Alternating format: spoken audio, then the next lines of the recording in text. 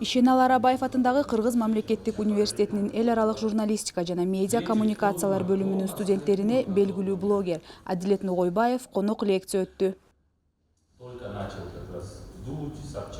Адилет Ногойбаев студенттерди билимге умтулуп, чет тилдерди өздөштүрүп, дүйнө жүзүнө саякатка чыгууга үндөдү.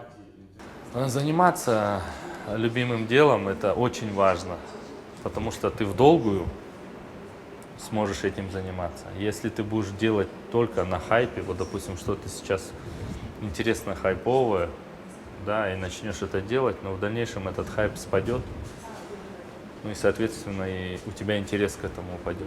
А когда ты занимаешься, выбираешь твою любимую тему, ты можешь ее долго раскрывать. Долго, и тем самым твой, ну, если блог или там твоя профессия, она будет тебе в радость. Ты утром будешь просыпаться, ты с радостью это будешь делать.